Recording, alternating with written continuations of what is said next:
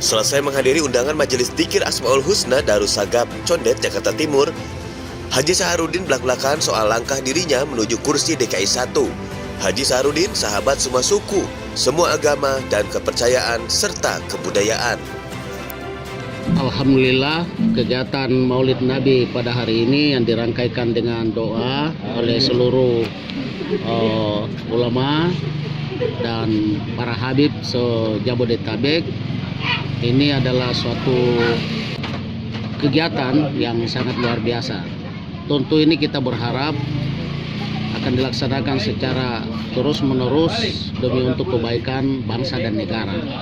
Di mana tema kita bisa lihat tadi bahwa kita berdoa untuk keselamatan bangsa dan negara.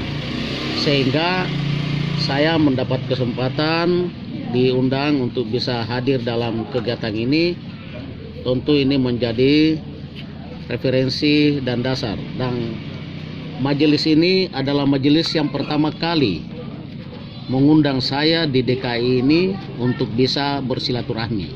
Tentu ini ada catatan-catatan penting tersendiri yang menjadi bagian daripada langkah-langkah kita ke depan. Amin. Ya amin. Bagian sosialisasi ya. Sebagai bagian daripada sosialisasi, oleh karena itu tadi saya sampaikan bahwa sesungguhnya pemerintah itu harus hadir, memberikan ruang, kesempatan, serta proteksi, dan bagaimana memberikan kesempatan-kesempatan sebagaimana seperti pondok-pondok pesantren, seperti majelis-majelis yang dibentuk secara sukarela oleh para tokoh-tokoh agama.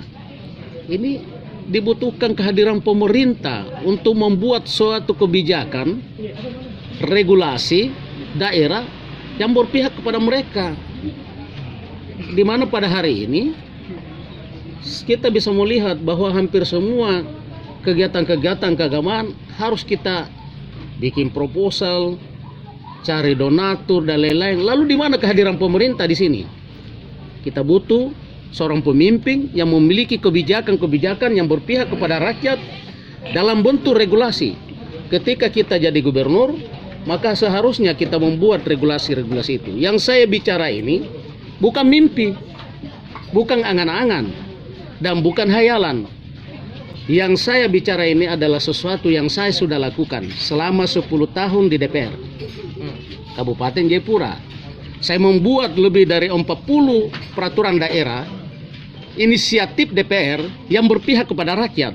Bagaimana memproteksi masyarakat adat di tempat ini, sehingga dia bisa berdiri di atas tanahnya, di atas kakinya, menjadi tuan di negeri sendiri.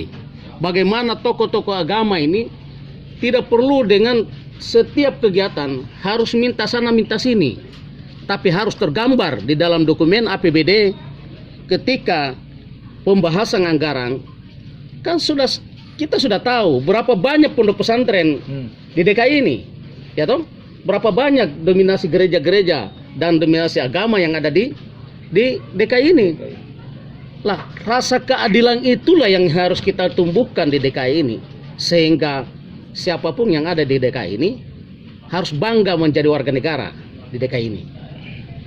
Itu yang paling mendasar. Satu lagi Pak Gub, faktor klasik adalah kemiskinan dan pengangguran. Gimana Anda menyikapi yang ini? Saya ini dari Serikat Buruh, organisasi buruh di Indonesia ini, yang setiap tahunnya menghitung bagaimana kebutuhan hidup layak masyarakat, KHL, yang menjadi dasar perhitungan upah minimum provinsi.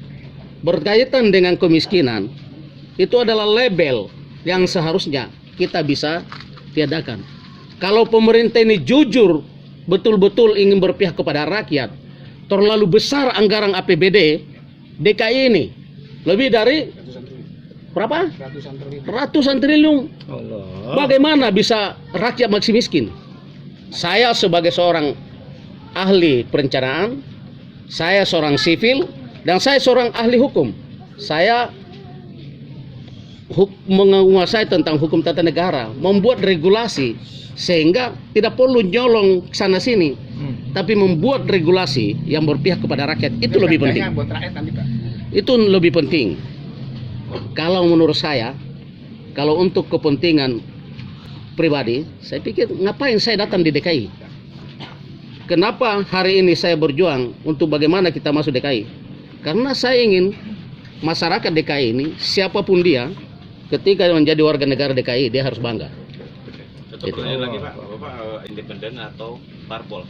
Hari ini, semua partai politik dalam keadaan disibukkan oleh siapa yang besok jadi presiden, siapa besok yang akan jadi anggota DPR. Hari ini mereka tidak berpikir siapa yang mau jadi bupati, siapa yang mau jadi gubernur. Yang ada dalam benaknya, saya sebagai tokoh misalnya di PDI misalnya, atau di Nasdem misalnya, atau di partai mana, mereka tidak menyatakan sikap. Kenapa? Karena mereka itu pekerja partai, harus menunggu respon, menunggu kebijakan partai. Saya sebagai tokoh yang mengurus pilkada, hampir setiap momentum pilkada di daerah, mengerti benar bagaimana melakukan proses lobby terhadap partai-partai ini untuk mendapatkan rekomendasi. Sehingga hari ini saya lebih cenderung membangun kekuatan sistem di arus bawah, di akar rumput, untuk menuju ke pilkada 2024. Itu kita masih punya waktu 1 tahun. Sementara tahapan pilkada itu akan dimulai di bulan 5 atau bulan 6. Berarti bulan 10 kemarin yang kita untuk deklarasi, ke bulan 5 saya menyelesaikan tahapan-tahapan itu di arus bawah. Sehingga saya meyakini bahwa yang bekerja ini adalah rakyat. Yang bekerja ini rakyat, bukan hanya partai politik. Ya toh? Oleh karena itu saya yakinkan kepada seluruh teman-teman saya, kepada seluruh masyarakat, bahwa jika ingin melahirkan pemimpin masa depan yang berpihak kepada rakyat, maka kita semua harus sama-sama berjuang. Hanya pemimpin yang lahir dari rakyat yang baik yang bisa menjadi pemimpin yang baik. Oke, makasih Pak. Oke, terima kasih. Selamat berjuang Pak. Terima kasih. Jangan kasih kendor. Amin, amin. Kanda izin, katanya karena kan Indonesia Timur kan banyak nih masyarakat di DKI, katanya mau memenangkan juga nih caleg-caleg yang berjuang di DKI agar suatu hari bisa membantu Kanda. Gimana itu? Serius nggak Kanda? Bukan hanya Indonesia Timur yang ada di DKI ini, tapi seluruh masyarakat Nusantara ada di DKI ini. Mari kita sama-sama berjuang untuk melahirkan pemimpin. Karena hanya pemimpin yang baik yang bisa mengurus masyarakat itu secara baik. Kalau pemimpin yang dilahirkan oleh partai, maka dia akan menghambat di partai. Tapi bukan berarti saya bilang saya alergi dengan partai, karena saya juga dari partai politik. Oleh karena itu, saya berharap dalam momentum yang ada ini, benar-benar ini adalah momentumnya rakyat. Sampai detik ini sudah ada caleg-caleg yang ngubungin Pak Sandi? Caleg cukup banyak sekali, ada dari berbagai macam partai politik. Saya mau maju DPR provinsi maupun DPR RI. Saya bilang ini tempat kalian untuk berjuang bersama. Di sini kamu tidak dibatasi oleh undang-undang, tidak dibatasi oleh KPU. Ketika kita mau konsolidasi dengan atas nama calon gubernur, maka caleg dia tidak perlu mau bicara atau mau ini, langsung setelah itu baru kita bisa sampaikan. Berarti siap sinergi ya?